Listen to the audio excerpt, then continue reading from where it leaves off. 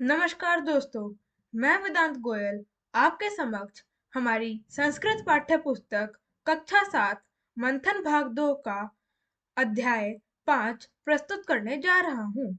मुझे आशा है कि आपने पाठ 1 से 4 तक मेरी वीडियो द्वारा पूर्ण कर लिया होगा। चलिए अब पाठ 5 आरंभ करते हैं। पाठ 5 सुभाषितानी। यहाँ पे हमें 5 श्लोक दिए गए हैं जो हम पढ़ेंगे और उनका मतलब समझेंगे।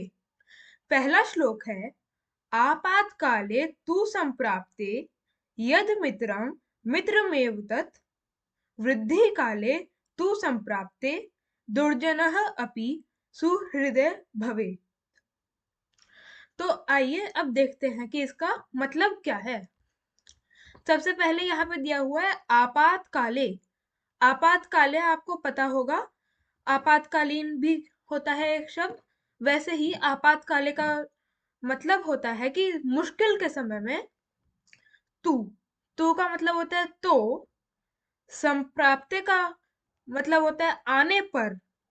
तो आपातकाले का समय आने पर, मुश्किल का समय आने पर, यद मित्रम मित्रमेव तत्। यद का अर्थ होता है जो, मित्रम मित्र या सखा फ्रेंड कह सकते हैं, और मित्र मेव तत् इसका अर्थ है जो मित्र मित्र की तरह बर्ताव करता है वही मित्र होता है। कौन से काल में? आपातकाल में। और वृद्धि काले तू संप्राप्ते। वृद्धि काले का अर्थ होता है जब हमारा काल अच्छा हो, समय अच्छा चल रहा हो, जब अच्छा समय आता है तो दुर्जनः अपि सुहृदय भवेत्। जो दुर्जन होते हैं, जो बुरे लोग होते हैं, वो अपि का अर्थ होता है भी, सुहृदय का अर्थ होता है कि अच्छे हृदय वाले, भवेत लगते हैं। जब अच्छा समय आता है तो बुरे लोग भी अच्छे हृदय वाले लगते हैं। इस पूरे श्लोक का अर्थ है कि बुरे समय में, जब बुरा समय आता है तो जो मित्र होता है वो मित्र की तरह बर्ताव करता है। पर वृद्धि काल जब अच्छा समय आता है तब जो दुर्जन होते हैं, जो बुरे लोग होते हैं, वो भी अच्छे लोग की तरह बर्ताव करते हैं या अच्छे लोग ही लगते हैं। चलिए दूसरे श्लोक की तरफ बढ़ते हैं। दूसरा श्लोक है, यथा चित्तम तथा वाचः, यथा वाचः तथा क्रिया, चित्ते वाची क्रियायां च साधूनाम एक रूपता। चलिए अब इसका अर्थ देखते हैं। यथा का मतलब होता है जैसा, चित्तम का अर्थ होता है मन, तो जैसा मन, तथा का अर्थ होता है वैसा, और वाचः का अर्थ होता है वाणी। तो इसका अर्थ हुआ जैसा मन वैसी ही वाणी।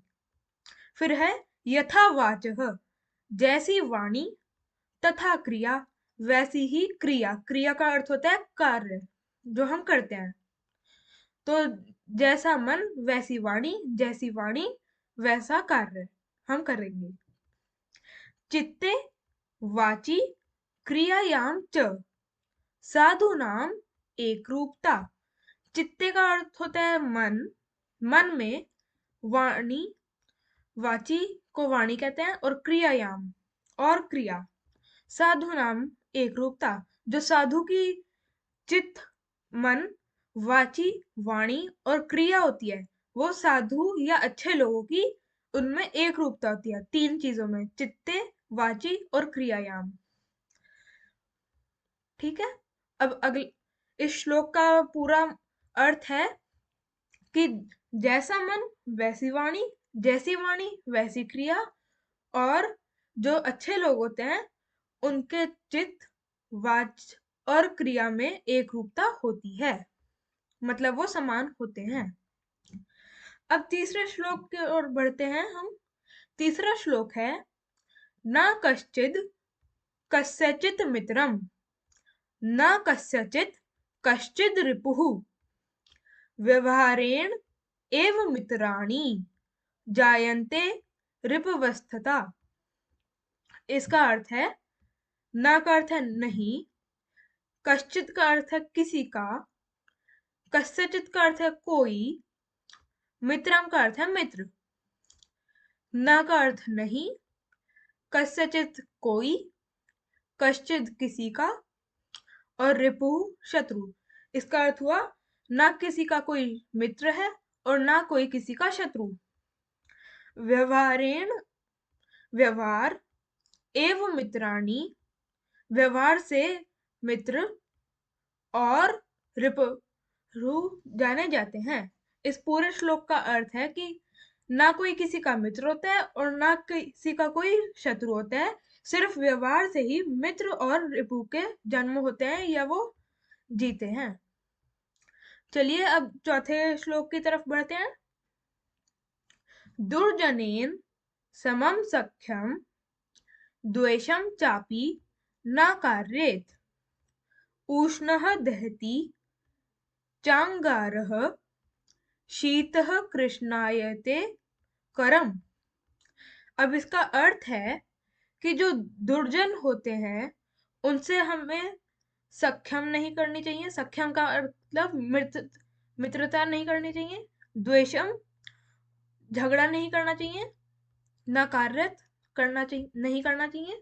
और फिर उष्णः दहति चांगारः, चांगार होता है कोयला, जब उसको हम उष्ण देते हैं तो वो हमें जला देता है, तो वही इसमें लिखा है कि उष्णः दहति चांगारः, गरम कोयला हमें जला देता है। और शीतः कृष्णायते करम, और जब वो ठंडा होता है तो वो हमें, कृष्णायते का अर्थ होता है काला, तो हमें काला कर देता है। तो इस पूरे का अर्थ हुआ कि जो दुर्जन होते हैं, जो बुरे लोग होते हैं, हमें उनसे ना मित्रता करनी चाहिए और ना ही उससे द्वेष रखना चाहिए या शत्रुता करनी चाहिए या झगड़ा करना चाहिए।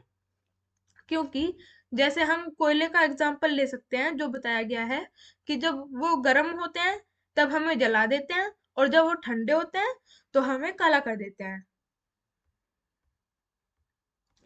फिर अगला श्लोक, षड दोषः पुरुषेण हाथव्या भूतिमिच्छताः, निन्द्रा तन्द्रा भयं क्रोधम आलस्यम दीर्घ सूत्रता। षड दोष का अर्थ होता है छह दोष। पुरुषेण है, जो पुरुष के अंदर छह दोष होते हैं। हाथ व्याह, हमें उनको छोड़ देना चाहिए। भूति मिच्छताः, अगर हमें संपन्न होना है, हमें पूर्ण होना है। और ये छह दोष है, निंद्रा नींद, तंद्रा थकान, भयम भय, क्रोधम क्रोध या गुस्सा, आलस्यम आलस्य, दीर्घ सूत्रता। दीर्घ सूत्रता का मतलब होता है देर से काम करना या किसी काम को टाले रखना बहुत देर तक। तो इस पूरे का अर्थ हुआ कि अगर हमें संपन्न होना है, संपूर्ण होना है, तो हमें षड दोष को त्यागना होगा जो पुरुष के अंदर होते हैं।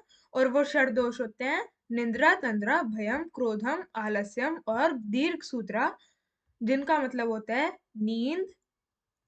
निंद्रा का मतलब नींद, तंद्रा का मतलब थकान, भयम का मतलब भय या डर, क्रोधम का मतलब क्रोध या गुस्सा, आलस्यम का मतलब आलस्य, और दीर्घ सूत्रता का मतलब जो हम काम देर से करते हैं या टाले रखते हैं। धन्यवाद।